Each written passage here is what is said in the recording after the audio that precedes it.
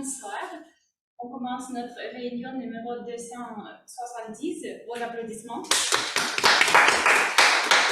Et comme d'habitude, je voudrais dire quelques mots à propos de notre club et à propos de notre organisation. Nous sommes l'organisation internationale du but non lucratif qui s'appelle Toastmasters. Il y a beaucoup de clubs dans le monde entier, y compris en Russie, et nous sommes le club qui s'appelle Autour du monde, c'est le club francophone. On fait la popularisation de la francophonie à Moscou, en Russie. Et ici, on pratique l'art oratoire dans l'ambiance amicale et également la langue française. Comme d'habitude, je voudrais dire une phrase importante que j'invite sur la scène digitale les personnes qui sont venues ici pour la première fois, mais il n'y en a pas. Donc, les personnes nouvelles sont parties en vacances et presque tout le monde est quelque part, mais pas ici, et donc c'est très mal. Mais quand même, on commence la partie officielle de notre réunion. Et je voudrais donner la parole à notre cher animateur de la réunion. Aujourd'hui, c'est Daniel Zakharov qui va présenter les rôles techniques. Merci beaucoup, chère Madame la Présidente. Bonsoir à tous, bonsoir chers amis. Nous commençons notre réunion 270 et maintenant cette semaine est la semaine de solstice de l'été. Comme vous savez, le solstice est le temps quand le soleil est au plus haut dans le ciel, au moins dans l'hémisphère du nord. Et c'est aussi le temps d'équilibre naturel entre le printemps et l'été. Pour les étudiants, c'est le temps d'équilibre entre les études et les vacances. Pour nous, chers Toastmasters, c'est le temps entre l'année de Toastmasters dernière, qui nous finissons, et l'année qui arrive le juillet, la nouvelle année de Toastmasters. C'est aussi le temps d'équilibre entre nos rôles qui nous prenons pendant nos réunions.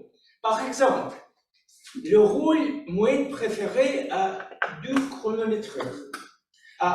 Nous sommes, je crois, 20 membres. Il y a 26 semaines dans la deuxième moitié de l'année. Si au moins un membre prend le rôle du chronométreur, au moins une fois pendant ce terme,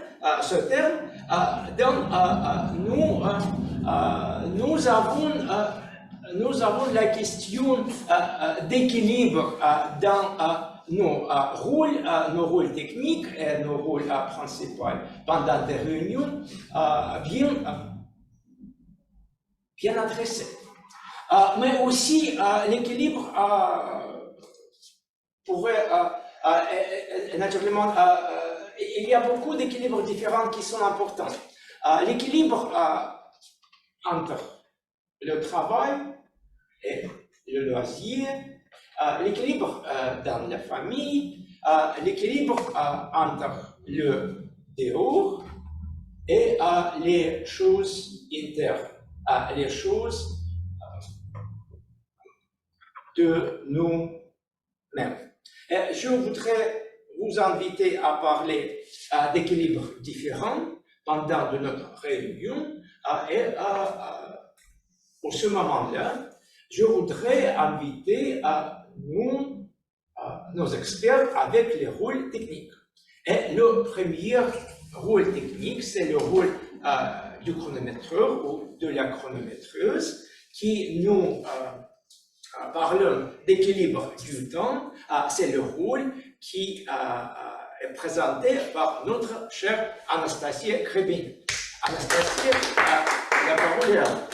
Merci beaucoup, cher Daniel. Aujourd'hui, je suis la chronométreuse et je voudrais dire que j'adore ce rôle. Je ne sais pas pourquoi. Peut-être j'adore les couleurs différentes. Et aujourd'hui, avec plaisir, je vais vous montrer des couleurs. On a des règles assez strictes pour le chronométrage. Donc, pour les rôles techniques, c'est 1 minute le carton vert.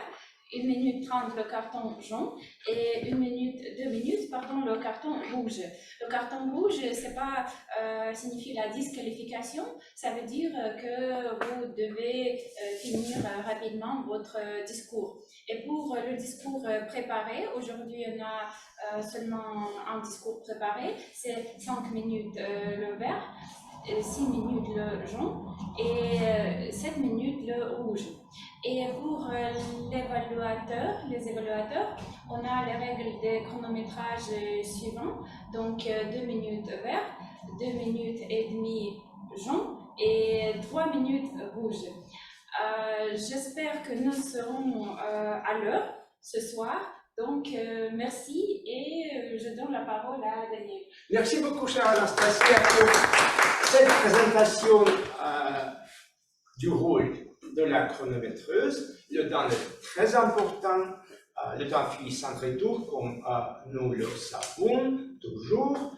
Et maintenant, je voudrais inviter sur la scène réelle, ici, chez Точка Кипения, notre gramarien habitué, M. Michel. M. Michel, la parole est à vous. Merci beaucoup. Je suis venu pour être juge impartiel. Je respecte votre idée à propos de l'équilibre universel. C'est une chose incontournable dans notre vie quotidienne, mais en plus, je voudrais ajouter une chose commune, se désaltérer. Se désaltérer, c'est dans le mot du jour d'aujourd'hui. Nous cherchons une source d'inspiration pour nous désaltérer, pour échapper à la mélancolie, pour échapper à l'échec, à des choses mal entendues. Et chacun doit avoir son inspiration et quand il sent la soif, il doit l'apaiser, il doit se désaltérer, faire cesser la soif en buvant et soulager ses douleurs, son âme vulnérable. Voilà, se désaltérer. Est-ce que c'est désaltéré avec accent aigu? Oui, accent aigu, désaltéré. Merci beaucoup, M. Michel. Merci beaucoup pour votre confiance. C'est été les rôles techniques, les rôles de la chronométreuse et du grammairien. Il n'y a pas d'autres rôles techniques ce soir. C'est le jaune. Et je crois que nous sommes prêts à commencer nos discours préparés. Nous sommes un discours préparé ce soir. C'est le discours par notre chère Irina Wysepkova. Irina est en train de son 3e niveau du parcours présentation, maîtrise des présentations. Et le projet d'Irina est consacré à parler à la manière persuasive. Le titre du discours est « Mes villes préférées ». Irina Wysepkova, « Mes villes préférées ». Mes villes préférées, Irina Wysepkova. Merci, cher animateur de la soirée, cher Daniel, de m'avoir donné la parole. aujourd'hui, je ne suis pas prête, pas du tout. C'est la première fois quand je n'ai pas écrit et je n'ai rien écrit. C'est pourquoi j'ai quelques notes et c'est un discours de l'improvisation, je crois. Alors, qu'est-ce qu'est ta ville préférée? Je ne sais pas. Il y a beaucoup de villes dans ma vie et j'ai déjà partagé mon histoire de déménagement. C'est pourquoi il y a beaucoup de villes préférées dans ma vie. Alors, tout d'abord, c'est ma ville natale qui s'appelle Novo-Voronezh. Elle se trouve à la région de Voronezh, au bord du fleuve Don, et c'est une très, très petite ville, mais très verte. Pourquoi cette ville est importante pour moi? Bien sûr, parce que mes parents habitent à Novo-Voronezh et j'ai passé mon enfance à cette ville. Mais je voudrais remercier Novo-Voronezh pas seulement pour mes souvenirs très agréables de mon enfance, mais en plus pour mes premières connaissances de la physique. Euh, je, je dois expliquer. Novo-Voronezh, c'est une ville des ingénieurs parce que la centrale nucléaire se trouve ici. Il y a beaucoup d'ingénieurs ici. Et tous les toponymes, ils sont consacrés à l'énergie. Par exemple, le cinéma s'appelle Uranus, mais ce n'est pas grâce à la planète, mais au élément qui est crucial pour l'énergie. Et je voudrais remercier Novo-Voronezh pour cette connaissance. Alors, Moscou, c'est la deuxième ville magique dans ma vie. Et je crois que Moscou, ce n'est pas seulement de l'architecture, des grandes avenues, des musées nombreux, etc., etc. Alors, je suis optimiste et je ne voudrais pas mentionner des points négatifs de Moscou, mais je crois qu'il y a beaucoup des choses négatives à Moscou, mais à propos des points positifs. Je crois que Moscou est une ville des personnes adultes, mais jeunes, à l'extérieur et à l'intérieur, grâce à son rythme et son dynamisme. Pour moi, Moscou est lié aux premières nuits blanches, par exemple, à cause des examens et bien sûr à cause des soirées après des examens. Mes premières promenades fatigantes à cause du métro fermé. Qu'est-ce que je pourrais dire en plus de Moscou? Je crois que j'ai perdu quelques amis pendant mes années universitaires. Mais j'ai trouvé de nouveaux amis. C'est pourquoi Moscou est une ville très, très importante dans ma vie. Alors, Moscou m'a donné une opportunité à plonger dans la littérature grâce à ces embouteillages. Pas à cause de, mais grâce à ces embouteillages. Parce que j'ai passé beaucoup de temps au transport public. J'ai lu Tolstoï de nouveau, Dostoïevski, etc., etc. C'est pourquoi je voudrais remercier Moscou. Alors, et maintenant, j'ai décidé de promouvoir un peu la ville qui s'appelle Cheboksary parce que des membres de club autour du monde ont décidé de rencontrer à Cheboksary dans un mois et maintenant on organise notre réunion là-bas. Voilà, c'est une ville qui se trouve au bord du fleuve Volga et c'est une région spéciale parce que il existe un mélange de cultures, la russe et la tchouvache. Venez nombreux à cette réunion, chers amis. Achetez des billets. Et pourquoi c'est très important? Parce que vous pourriez une opportunité à écouter le tchouvache, par exemple, la langue qui va peut-être disparaître dans quelques ans. Euh, et voilà, il y a des places nombreuses qui sont très, très pittoresques au bord du fleuve. Voilà, je dois clôturer mon discours et encore une fois, venez nombreux et vive la ville de Cheboksary. C'est tout, je crois, Daniel, et la parole est à toi. Merci beaucoup, chère Irina, pour ce discours vraiment intéressant, intriguant, et je crois que aussi un discours utile pour nous tous à apprécier ton histoire, ta persuasion de tes villes préférées. Et maintenant,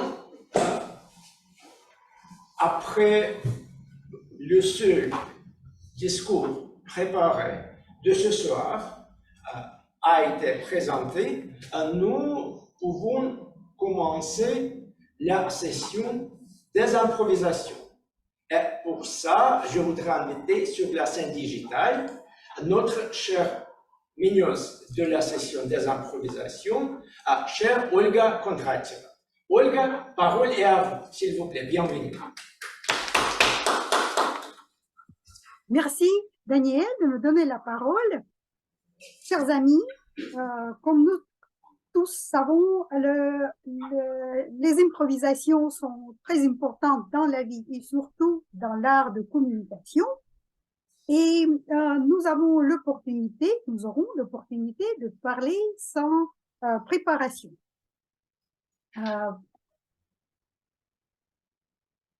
Sans préparation. Et donc, aujourd'hui, la session d'improvisation, pendant la session d'improvisation, on vous donnera une série de sujets et je vais inviter quelqu'un de vous qui est bénévole ou je peux inviter quelqu'un sur la scène pour développer un des sujets qu'on vous proposera. Vous auriez de 1 à 2 minutes pour votre récit et à la fin de la session, on aura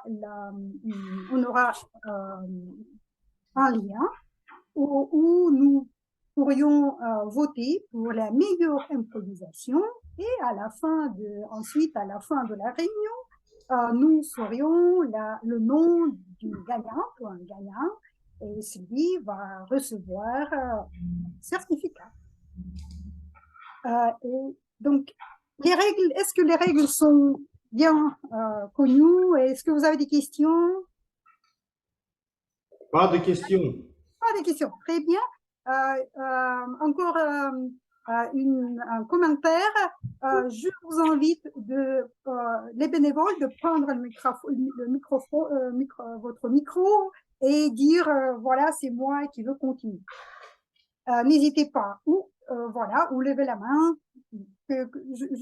Parfois, je ne peux pas voir tout le monde de toute la galerie. Mais en ce qui concerne notre session aujourd'hui, j'aimerais changer un peu les règles de la présentation des sujets.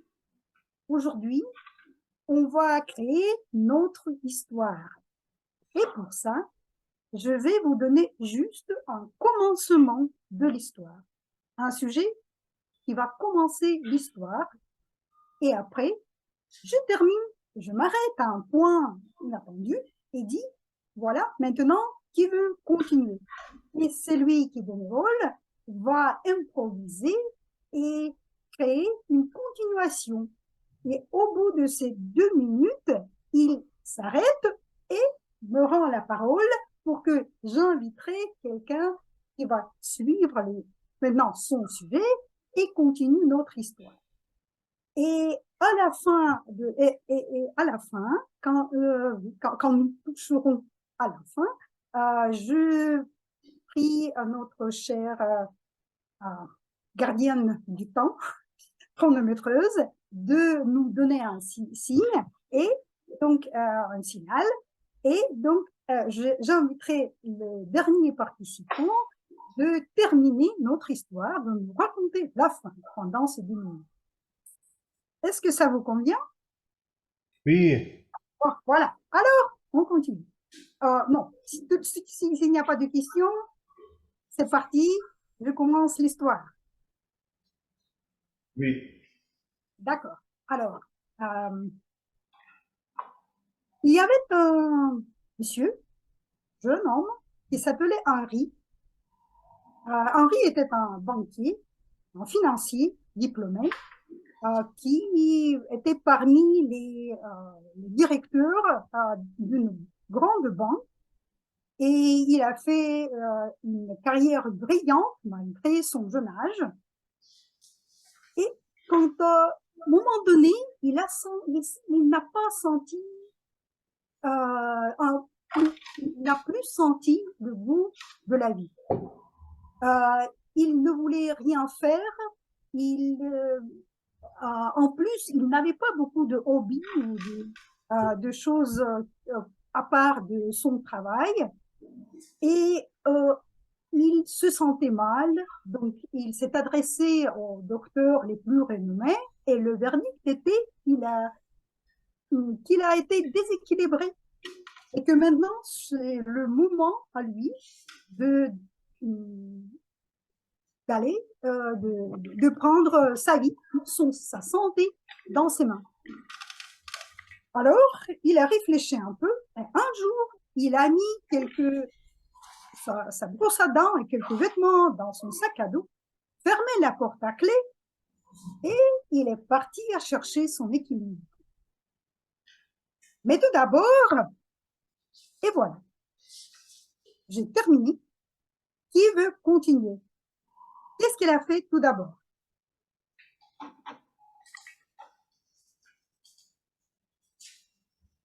Moi. Monsieur Michel. Monsieur Michel, je Oui. vous invite. Parole à vous. Je pense qu'il a décidé de faire une randonnée. Il est allé dans les montagnes, les escalader, et quand il a conquis le sommet de la montagne, par exemple le Mont Blanc, il s'est senti très heureux, très bien à son aise, il a guéri, et maintenant il était capable de continuer de faire carrière, et voilà, il a réussi à échapper aux ennuis. Voilà, c'est ma variante à moi. C'est tout. Votre micro, Olga. Olga, votre micro. Merci. Merci Michel. Je crois que si moi, je pourrais un jour monter jusqu'à Mont Blanc, c'est vrai que ça, c'était le paradis. Je me suis désaltérée de mon soif des aventures. Alors, dans mon soif des aventures. Alors, maintenant, il est au sommet, il est à Mont Blanc, et qu'est-ce qui s'est arrivé à notre Henri? Qui veut continuer? Sacha. D'accord? À vous la parole. Gros applaudissements.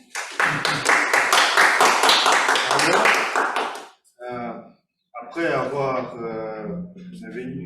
être venu à la maison, Henri était plein de force et a décidé d'ouvrir son propre bureau.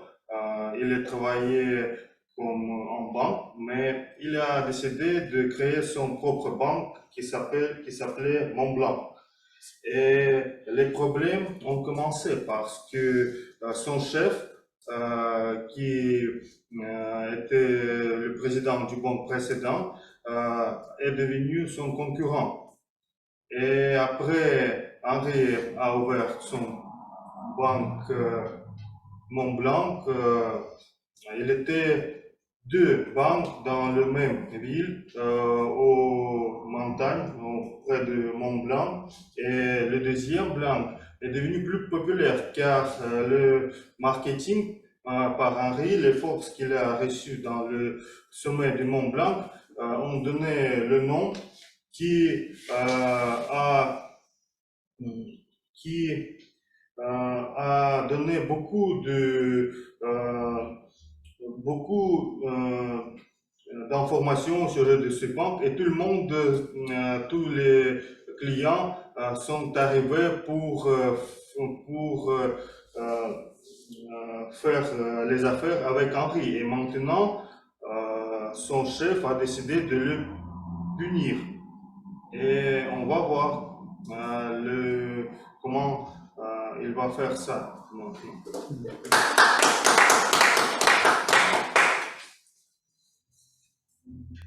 Merci Sacha. Alors voilà une intrigue captivante. Hein? D'accord, une compétition entre les deux oligarques de banquiers. Et comment ça se produit après? Qui veut nous raconter la série suivante? Est-ce que je peux? Je vous invite. Merci. Alors, il y a eu la compétition entre deux banques, mais soudain, la crise économique mondiale s'est produite.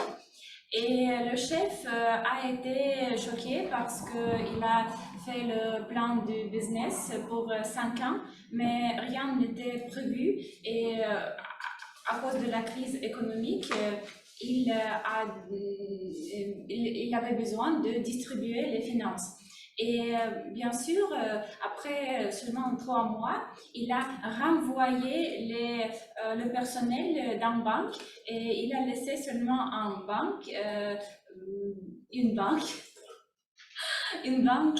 qui s'appelait Montblanc et qui s'est trouvée dans le sud de la France. Mais à la fin, il a eu encore un problème parce que les salariés qui étaient licenciés ont compté les finances, le salaire, et ils se sont mis d'accord que le bancaire n'a pas payé tous les pourcents, tout le salaire, et ils ont porté plainte. Et le bancaire, à cause de cette situation, d'abord il a perdu un bureau, une banque, et puis il a eu des problèmes avec les salariés. Il a commencé à avoir des problèmes avec l'alcool, malheureusement. C'est tout.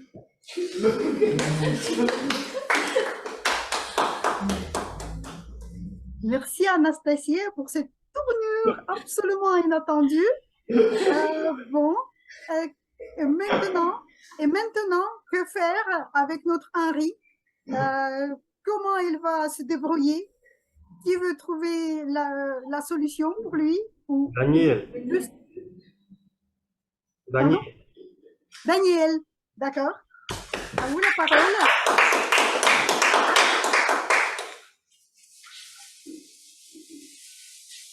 Donc, Henri a conquéré Montblanc. Henri a commencé l'entreprise bancaire, mais la crise mondiale est arrivée et il y a beaucoup de problèmes, comme nous venons d'écouter. Et comme nous le savons, la meilleure solution pour chaque crise est, qu'est-ce que c'est? Le travail, mais le travail doit être le travail préparé. C'est pourquoi la meilleure solution pour la crise est l'enseignement. L'enseignement et les études. Parce que nous devrons prendre les conclusions de nos erreurs, nous devrons analyser sur qui s'était passé et peut-être construire le plan pour les aventures, pour les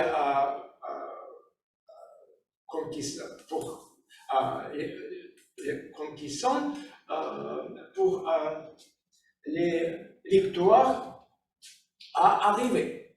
Et c'est pourquoi André a décidé à établir une université bancaire pour les employés bancaires, pour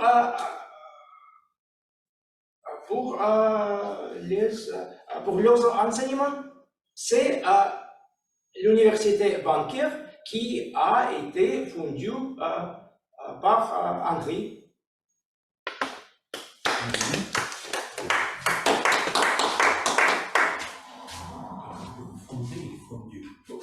Merci Daniel. C'est très intéressant et surtout quand on parle des avantages des études, de la façon d'apprendre. Alors, et maintenant, quand notre banquier est devenu le directeur de l'université, qu'est-ce qui s'est passé avec Henri? Une question avant, Anastasia, nous avons encore du temps? Oui. Merci. D'accord, on continue. Qu'est-ce qui s'est passé maintenant avec notre Henri qui est devenu le directeur et qui est à la tête de l'université? Qui veut continuer cette route? Emmanuel. D'accord, à vous la parole, Emmanuel.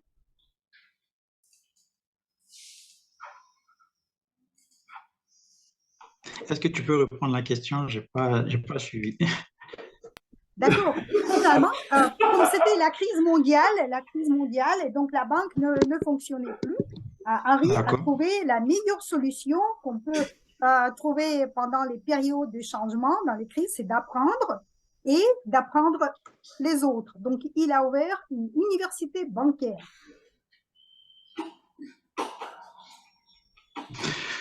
Ok. Alors,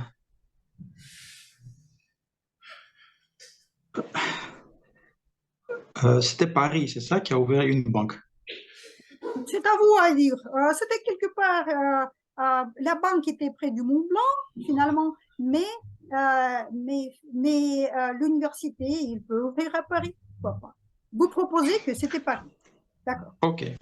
Donc, une fois Charles, un jeune homme du nom de Charles, se promenait dans les rues de Paris et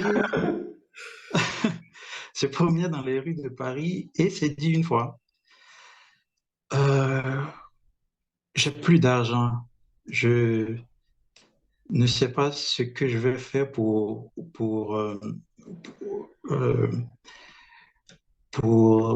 gagner de l'argent. Alors, en descendant dans le métro, en passant une ruelle, il vit une publicité. Sur la publicité était écrit « Est-ce que vous voulez devenir millionnaire? Pour ceux qui veulent devenir millionnaires, vous avez une chance. Vous pouvez venir chez nous et nous vous rendons millionnaire gratuitement. Venez, c'est la Banque Paris-Bas. » Et Charles s'est dit, ah, ok, super, je vais tenter le coup. Charles est parti à la Banque de Paris-Bas et s'est renseigné auprès de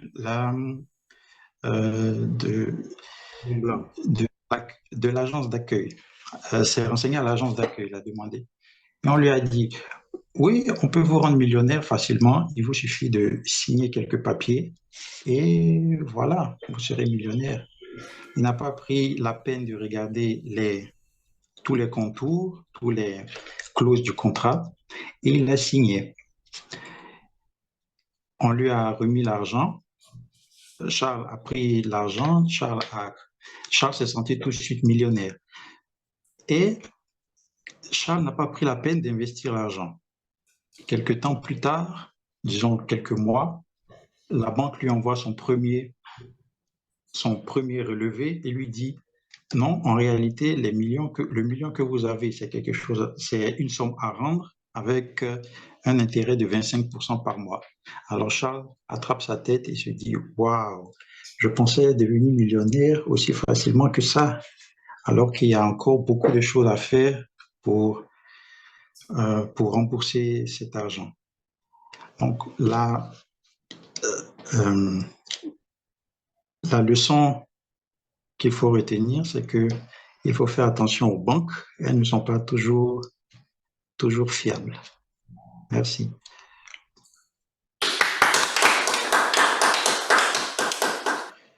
Alors, une leçon super importante. Merci pour cette conclusion. Il faut être vigilant par rapport à la signature de vos contrats et regarder attentivement vos obligations. Tout à fait d'accord. Alors, maintenant, Charles, qui était, peut-être que cette banque a été inventée par Henri, disons ça. Donc, Charles, qui a fait qui a pris un crédit dans cette banque, est devenu pauvre, maintenant pauvre, plus pauvre qu'il était. Et donc, Henri, qu'est-ce qu'il a fait à ce temps-là et qu'est-ce qui s'est passé avec ce Charles? Donc, il y en a déjà même 2 héros dans notre histoire qui va maintenant continuer. Lélia. D'accord, s'il vous plaît.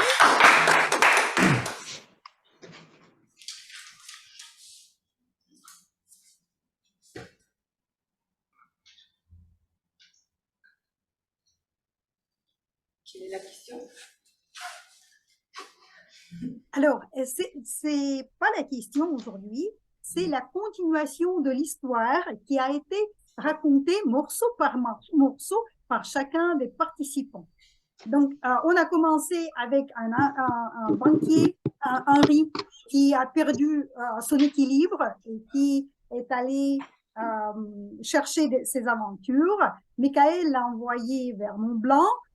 Au sommet, il a décidé il a retrouvé son joie et il a décidé d'ouvrir son propre banque. Après, c'était la compétition. Après, c'était plus des aventures. Et finalement, il a ouvert quelque chose comme université bancaire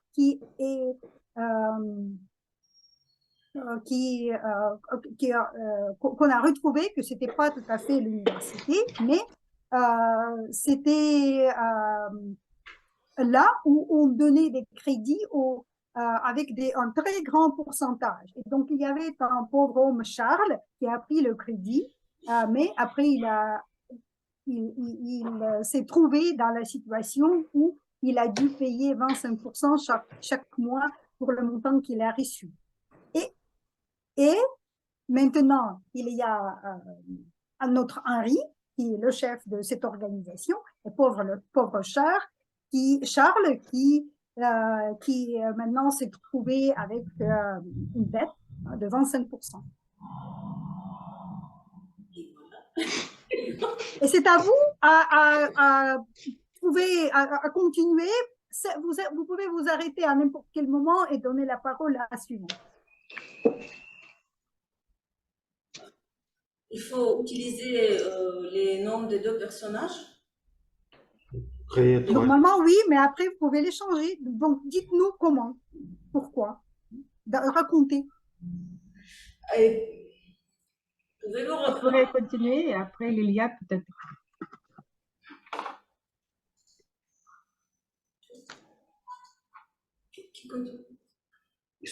Je peux continuer maintenant et après moi, Lilia peut continuer. D'accord? Alors. D'accord. Merci, Irina. C'est l'équipe. Nous avons 2 héros, Charles et Henri, qui sont dans une histoire très intéressante, mais difficile. Et je crois que nous n'avons pas discuté le sujet d'alcool d'Henri. Et maintenant, Charles et Henri, ils rencontrent au club des alcools inconnus où ils discutent leur malheur, ce malheur. Et, et voilà, ils sont devenus deux amis, de vrais amis. Et Henri a décidé d'aider Charles dans, dans sa situation difficile. Il lui a donné un peu d'argent pour payer le crédit. Voilà. Alors, l'histoire a commencé à monter de nouveau. Et maintenant, quand nous avons deux héros, Henri et Charles, donc qui, au lieu d'être ennemis, ils se sont devenus amis. Et c'était heureusement ou malheureusement l'alcool qui a aidé pour ça. Mais, ou plutôt, c'est l'association des alcooliques anonymes. Mais maintenant, qu'est-ce qui se passe avec les deux amis? Qui peut nous raconter? Lilia. D'accord, Lilia. C'était prévu, hein? Alors, deux personnes qui sont devenues des amis étaient très contents de la situation qui s'est déroulée entre eux. Et Charles a réalisé que le bonheur ne constitue pas l'argent, qu'il vaut mieux avoir 100 amis que 100 euros. Et dans cette conception-là, il a trouvé finalement l'équilibre de sa vie.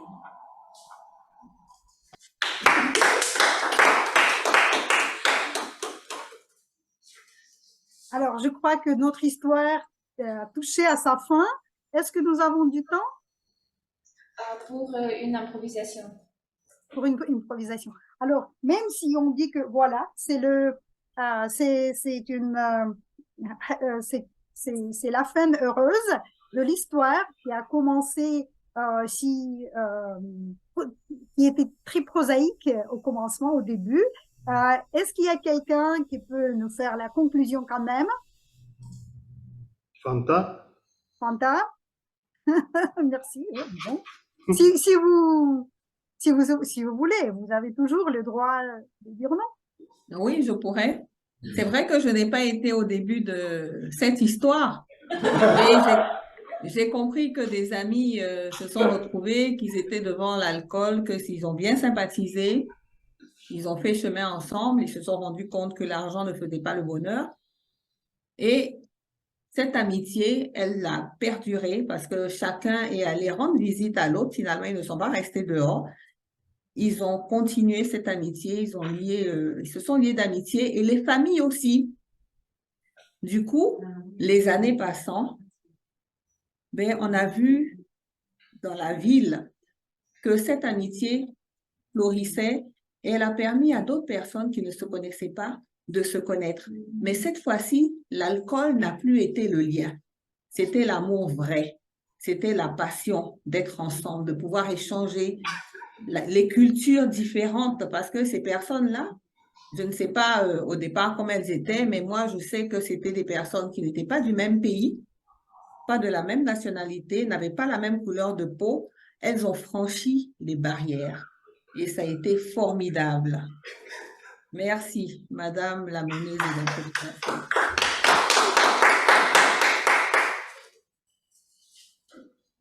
Merci, Fanta, pour cette conclusion plein d'amour et de vrai, vraiment, et de l'espoir pour le meilleur.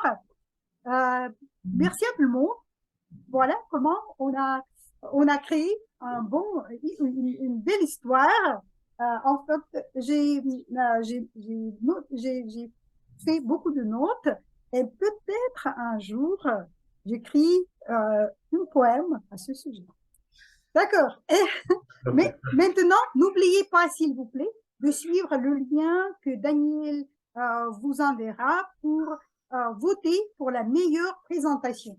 Je vous rappelle les noms des participants. Donc, on a commencé avec Michel qui a envoyé notre Henri au Mont Blanc.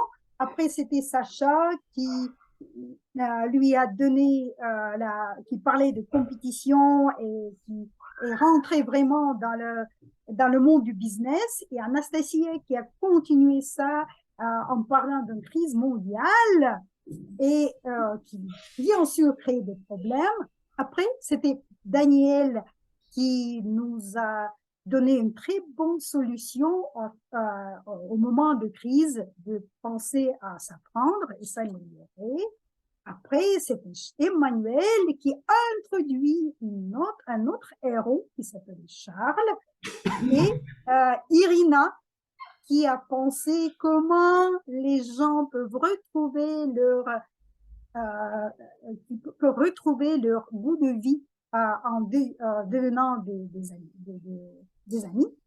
Et Lilia qui nous a fait une conclusion sur la force de l'amitié pour retrouver son équilibre. Et bien sûr, le final magnifique par Fanta qui a parlé d'un vrai amour qui aide les gens, et pas seulement eux-mêmes, mais leur famille et tous les autres qui les entourent. Voilà, c'est tout. Et Daniel, je vous rends la parole.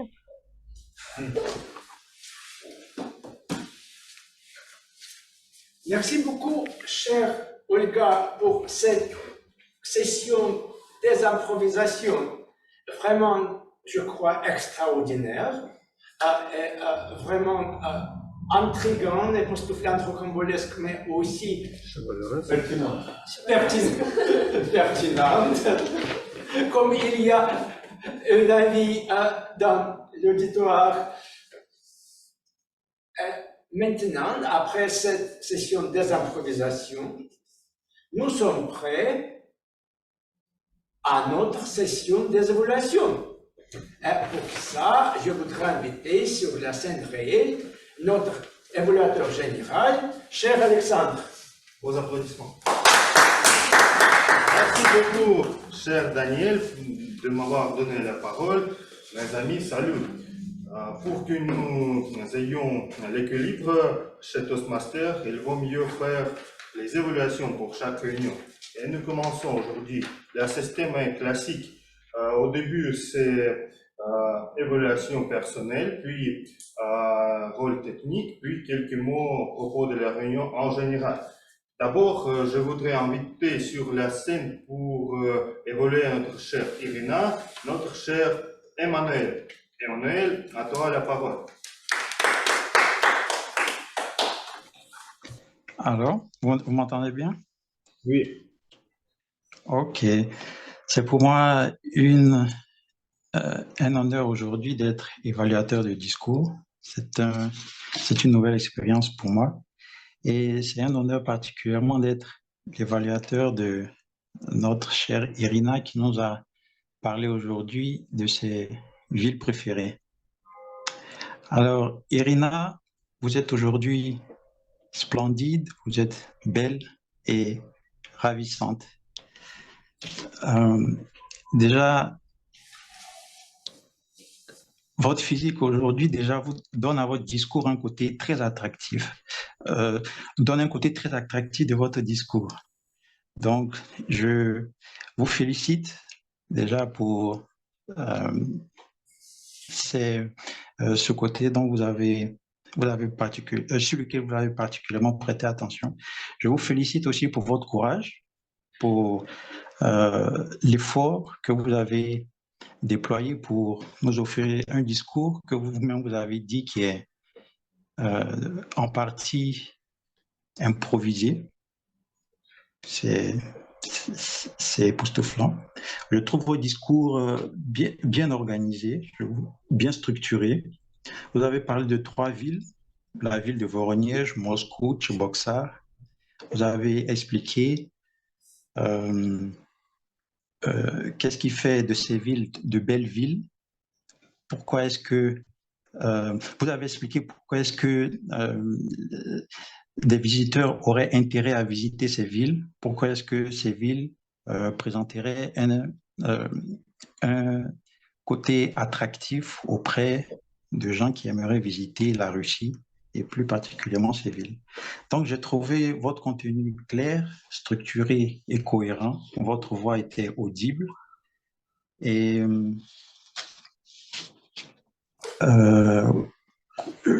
côté... votre voix était audible, votre niveau de langage était plutôt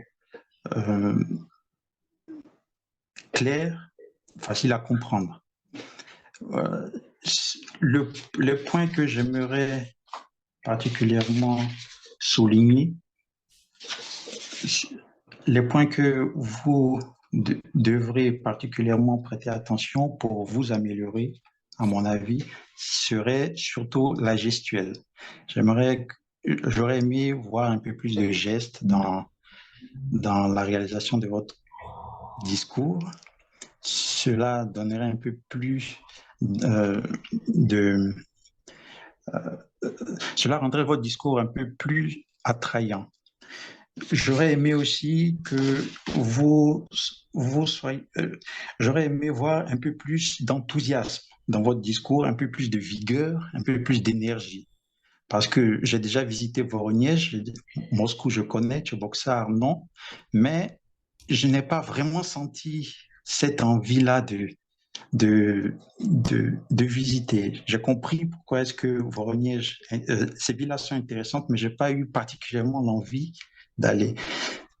Si vous étiez un peu plus enthousiaste, un peu plus vigoureuse et déployer plus d'énergie, je pense que vous allez convaincre les 20% qui restent de votre auditoire à venir dans ces villes. Merci.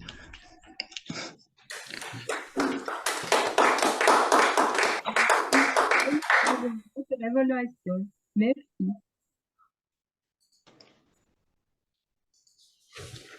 Oui. Merci beaucoup, cher Emmanuel, pour ton évaluation pertinente avec les conseils, les points pour amélioration, l'évaluation classique, manière de sandwich. Et maintenant, je voudrais inviter sur la scène notre grammairien, M. Michel, avec son rapport d'utilisation du mot du jour, et bien le grammaire. Merci. Avant notre réunion, j'errais dans le désert. Je me suis senti si mal à mon aise, j'avais eu soif. Et quand j'ai visité notre réunion régulière, je me suis senti au comble de la joie et je me suis désaltéré parce que c'était moi le désir de le faire à la façon urgente. Bon, en ce qui concerne les erreurs, les fautes, j'ai trouvé quelques fautes. Par exemple, deux héros. Quand on prononce ces deux mots, on ne fait pas la liaison. On sait qu'on est deux héros, bien sûr. Bon, encore, c'est pour Irène. Ici, le dynamisme, socialisme, capitalisme, dynamisme, on prononce avec à la façon sourde. Bon, et peut-être si je ne me trompe pas, des musées nombreux. Musée, lycée, c'est le masculin. Encore, Sacha, la banque, parce que Nastia a corrigé elle-même, ça faute, toi, tu as oublié de le faire. Le système peut-être, parce que tu as prononcé pas d'une façon distinctement, je n'ai pas entendu exactement si c'est le système, le système, bien sûr. Encore, Daniel, cher Daniel, a conquis, il a décidé de faire quelque chose, il fondait. C'est le verbe, c'est pas fondre, c'est fonder. Voilà, je crois que c'est tout pour aujourd'hui. Le mot du jour? Je me suis désaltéré, j'ai déjà prononcé ça, et bon, à mon avis, c'est Irène qui a prononcé, Olga aussi bien. Voilà, merci beaucoup.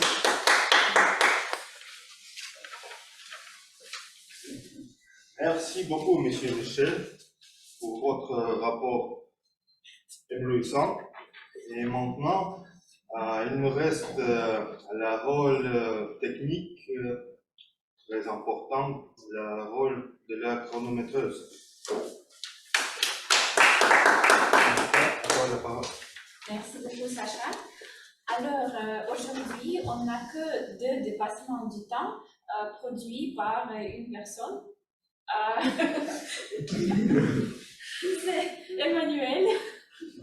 Malheureusement, on n'a pas de ruban pour le dépassement du temps, mais cher Emmanuel, c'est pas grave, donc c'était pas critique, mais pour les concours, faites attention. Et les autres, je pense que nous avons eu beaucoup de sessions d'improvisation, mais les improvisateurs n'ont pas utilisé même la moitié du temps parce qu'il y a beaucoup de 0,29, par exemple 0,37. Donc pour les improvisations, c'est à 1 minute jusqu'à 2 minutes. Vous aurez pu utiliser plus de temps. Et pour le reste, ça va. Tout va très bien avec le temps aujourd'hui. Je donne la parole à l'évaluateur général, Sacha.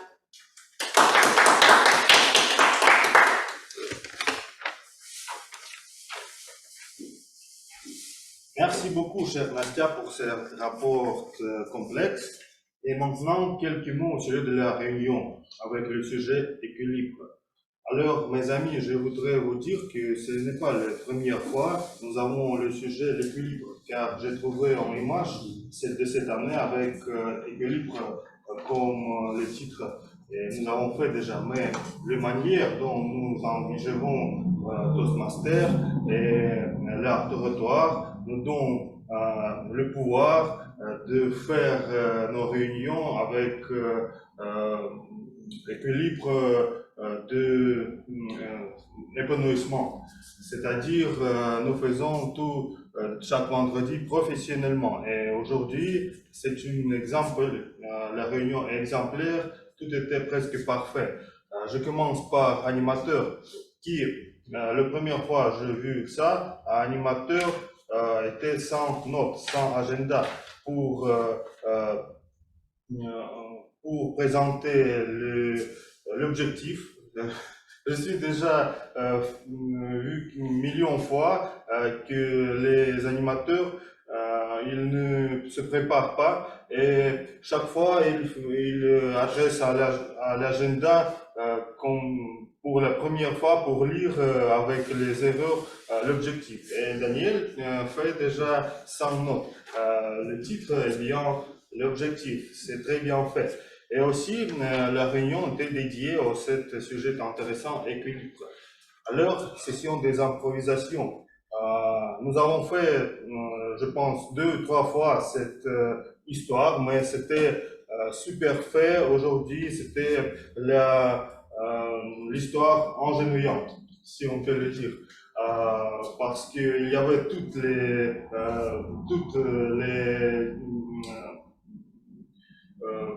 les intrigues différentes, c'est la concurrence, l'amitié, l'amour, et tout entre ces 2 personnes, de Henri et Charles. Et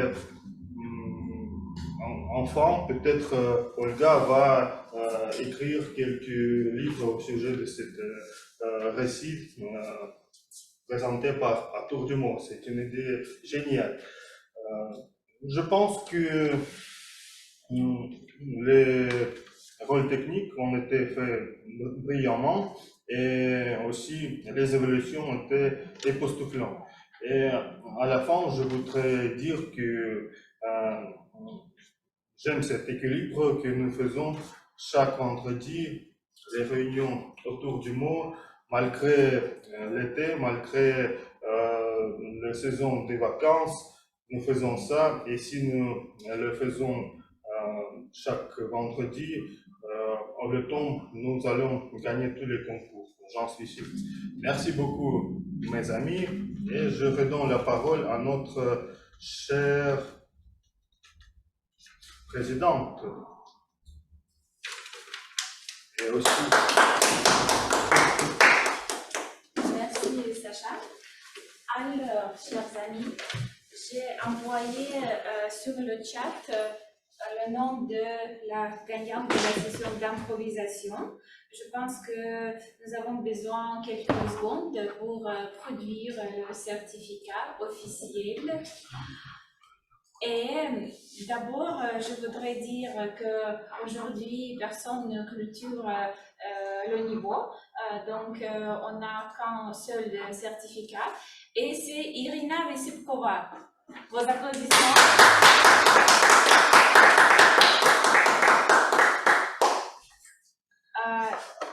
Irina, si tu veux dire quelque chose, la scène est à toi. Oh, merci, mais c'est très entendu. À mon avis, c'était entendu. D'accord. Donc, chers amis, pour la prochaine fois, nous aurons la réunion en ligne. Ça va passer le 30 juin et ça va commencer à 20h de Moscou, comme d'habitude. Donc, venez nombreux. Et pour ceux qui sont ici dans la salle réelle, nous vous attendons à notre fête d'après la réunion qui va se dérouler ici quelque part. Et nous vous attendons pour la prochaine fois chez nous au Globe autour du monde. Merci.